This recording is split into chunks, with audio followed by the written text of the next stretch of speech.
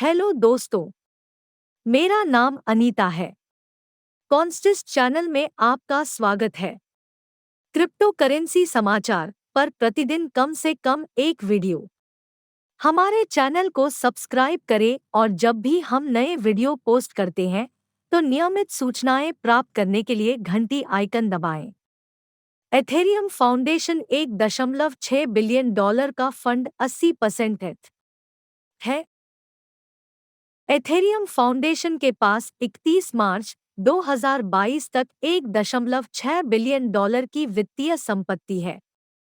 इसका 80.5% ईटीएच, 0.7% अन्य क्रिप्टोकरेंसी और 18.8% गैर क्रिप्टो संपत्ति और निवेश है।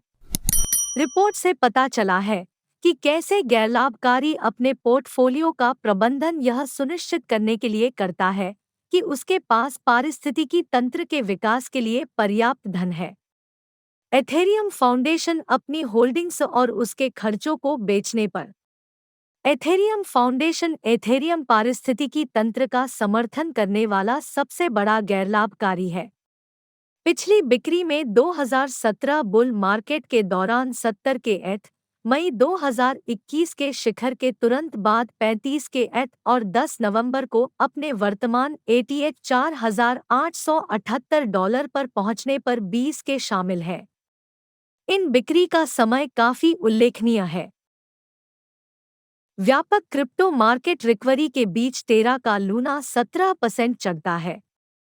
लूना तेजी से बढ़ते टेरा नेटवर्क के पीछे शासन टोकन मंगलवार को $76.44 से बढ़कर $91.6 के दैनिक उच्च स्तर पर पहुंच गया, जिससे बाकी क्रिप्टो बाजार का प्रभार बढ़ गया।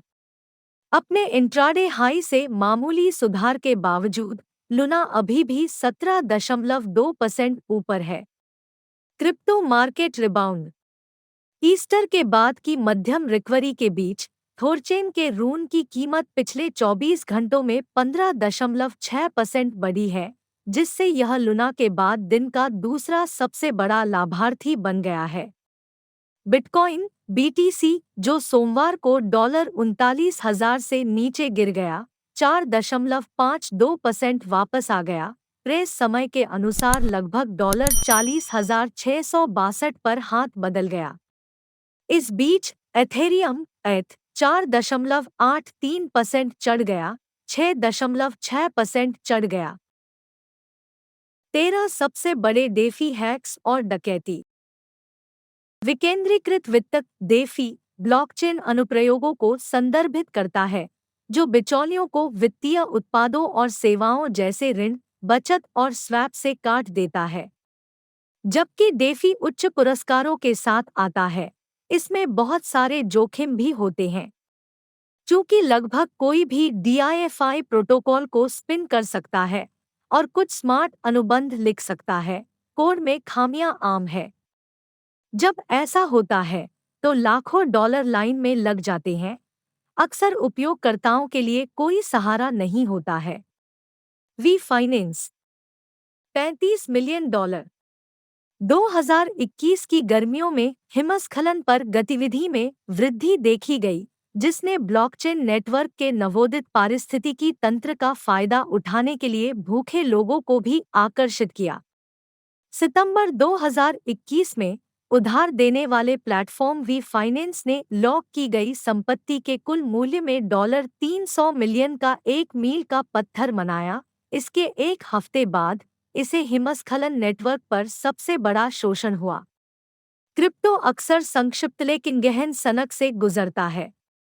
2021 के वसंत में कम नेटवर्क शुल्क के कारण बाइनेंस स्मार्ट चेन BSC सबसे लोकप्रिय डेफी प्रवृत्ति थी, विशेष रूप से खुदरा उपयोगकर्ताओं के लिए। BSC बहुत सारे घोटालों और हैक का भी मेजबान था, जिनमें से सबसे बड़ा मई 2021 का शोषण था, जिसने उपजकृषि प्रोटोकॉल को लक्षित किया। पैनकेक बनी BZX $55 मिलियन। नवंबर 2021 में निजी कुंजी से छेड़छाड़ के बाद मल्टीचेन लेंडिंग प्रोटोकॉल BZX को हैक कर लिया गया था। खुले मार्जिन की स्थिति वाले उपयोगकर्ताओं को नुकसान नहीं हुआ, क्योंकि प्रोटोकॉल ने बाद में एक रिपोर्ट में कहा उन फंडों को बीजेडेक्स के बीमा फंड के खिलाफ डेबिट किया गया था। क्रीम वित्त $130 मिलियन। क्रीम फाइनेंस को अक्टूबर 2021 में एक फ्लैश लोन हमले में $130 मिलियन का नुकसान हुआ। प्रोटोकॉल द्वारा सामना किए गए तीसरे हमले को चिन्हित करना। फ्लैश ऋण आपको तत्काल ऋण लेने की अनुमति देते हैं, बशर्ते आप उन्हें उसी लेनदेन में वापस भुगतान करें। डेफी प्रोटोकॉल में कमजोरियों का फायदा उठाने के लिए उन्हें दुर्भावनापूर्ण अभिनेताओं द्वारा व्यापक रूप से तैनात किया गया है। वल्कन जाली $140 मिलियन। एक हैकर ने 96 क्रिप्टो वॉलेट की निजी कुंजी को पकड़ने के लिए प्लेटफॉर्म के केंद्रीकृत उपयोगकर्ता वॉलेट वेनली की साख प्राप्त की। बाद में हैकर ने इसका उपयोग प्लेटफॉर्म के एसेट पोर्टफोलियो फीचर माईफोर्ज में निजी कुंजी प्राप्त करने के लिए किया और अंततः 4.5 मिलियन वल्कन फोर्ज देशी PYR टोकन के साथ बंद कर दिया। Compound $150 million. अधिकांश DIFI प्रोटोकॉल की तरह उधार प्रोटोकॉल कंपाउंड में एक शासन टोकन कॉम्प है। प्रोटोकॉल विशिष्ट परिस्थितियों में उपयोगकर्ताओं को टोकन वितरित करता है। अक्टूबर 2021 में कंपाउंड में एक बग था जो उधारकर्ताओं को कॉम्प के अपने इच्छित हिस्से से अधिक का दावा करने देता था। फ्लैश ऋण इतना उपयोगी, अभी तक इतना खतरनाक। एथेरियम आधारित बीनस्टॉक ने पाया कि एक फ्लैश लोन हमले में $182 मिलियन गायब हो गए थे। हैकर ने टोर्नेडो कैश के माध्यम से एथेरियम में $80 मिलियन को लूटने में कामयाबी हासिल की।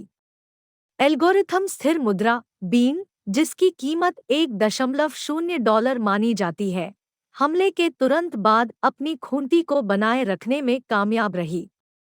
सबसे बड़ी क्रिप्टो डकैती Axie Infinity NFT powered play to earn game. Poly Network $611 million. Poly Network hack क्रिप्टोन केवल डेफी में सबसे बड़ा है। एक हैकर ने पॉली नेटवर्क के कॉन्ट्रैक्ट कॉल्स कोड के बिट्स में एक भेद्यता का फायदा उठाया जो प्रोटोकॉल को शक्ति देता है। हैकर ने तेजी से विभिन्न क्रिप्टोकरेंसी से किनारा कर लिया, जिससे पॉली ने निराशा का एक पत्र प्रकाशित किया। अमेरिकी सरकार ने दुर्भावनापूर्ण उत्तर कोरियाई क्रिप्टो गतिविधि पर अलर्ट जारी किया। FBI, US ट्रेजरी विभाग और साइबर सुरक्षा और बुनियादी ढांचा सुरक्षा एजेंसी CISA ने ब्लॉकचेन और क्रिप्टोकरेंसी उद्योग को लक्षित करने वाले उत्तर कोरियाई राज्य प्रायोजित प्रयासों पर एक साइबर सुरक्षा सलाहकार जारी किया है। रिपोर्ट विशेष रूप से उद्योग के कई लक्षित क्षेत्रों का हवाला देती है, जिसमें एक्सचेंज, विकेंद्रीकृत वित्त, DIFI प्रोटोकॉल, उद्यम पूंजी निधि आदि शामिल है। लाजर समूह क्रिप्टो को लक्षित करता है। अमेरिकी सरकार ने लाजर समूह द्वारा उपयोग की जाने वाली रणनीति के समान रणनीति का उपयोग करने वाले राज्य प्रायोजित अभिनेताओं के एक समूह की पहचान की है। क्रिप्टो होल्डिंग्स की चोरी को सुविधाजनक बनाने के लिए पीड़ितों के एप्लीकेशन पर मैलवेयर सॉफ्टवेयर अपलोड करें। ट्रेडेट्रेटर नामक एक रणनीति क्रिप्टो कंपनियों में कर्मचारियों को स्पीयर फिशिंग संदेश भेजने में शामिल है। उत्तर कोरियाई क्रिप्टो महत्वाकांक्षा। यह पहली बार नहीं है जब उत्तर कोरिया अवैध क्रिप्टो गतिविधि से जुड़ा है। देखने के लिए धन्यवाद। अगर आपको सामग्री पसंद है तो लाइक बटन को तोड़ें और इस वीडियो को अपने दोस्तों के साथ साझा करें।